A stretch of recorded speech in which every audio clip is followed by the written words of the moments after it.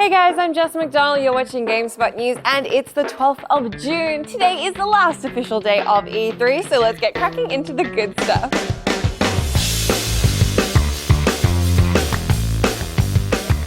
First up, let's get the resolution-y stuff out of the way early. Diablo 3 is going to be at 1080p on PS4, but only 900p on Xbox One.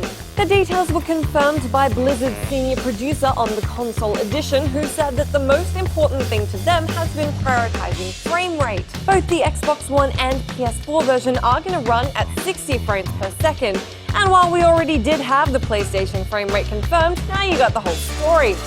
Let me know if you prefer a higher resolution or a higher frame rate in that commenty box.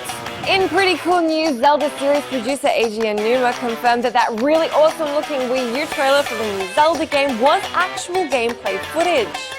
To be fair, we haven't heard if the whole thing was actual gameplay or if just part of it was, but the announcement certainly does lend weight to the growing suspicion that this game is going to be a big ball of awesome. We also received further confirmation that the scope of the in-game world will be pretty impressive. As Aonuma added, I wasn't kidding about how you will be able to reach the mountains in the distance if you should choose to.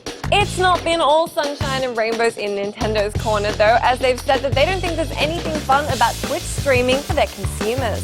Nintendo are pulling up the rear, wrapping the only new-gen platform which doesn't feature Twitch streaming, but it seems they aren't too fussed. Nintendo of America president Reggie Fils-Aimé told Polygon, "We don't think streaming 30 minutes of gameplay by itself is a lot of fun." They said they think that tracked highlight videos from Mario Kart 8, airing the Super Smash Bros. E3 tournament, and using Twitch to stream their E3 content has been effective, but they aren't so keen on taking it further on their console. It's a slightly strange move by Nintendo since Twitch have been booming as a service, but the company has something of a history with adopting new technologies later than its competitors. Let me know if you think this is a big mistake by Nintendo or if you aren't all that into Twitch streaming.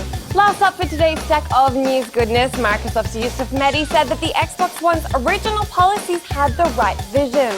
These are the same policies which were mostly pretty heavily 180'd. Mehdi explained that he thinks a digital future for games is still the way to go, and that if they had communicated their plans better to consumers, then it may have been a different story. Mehdi also referenced the Connectless $399 Xbox One, explaining that he thinks more Kinects will be sold as a result of the decision to unbundle it. He believes that the price point and Kinect removal will make the box more accessible, ultimately bringing more people over to the system and then ideally having them opt to pick themselves up a Kinect to round off their Xbox One experience. Let me know down in that comment box whether you reckon more Kinects are going to be sold as a result of the move and what you think about Mehdi's comments. I'll be back tomorrow with my top 5 favorite stories that came out of E3 this year, so if you're just after the biggest and best, then that'll be the place to be.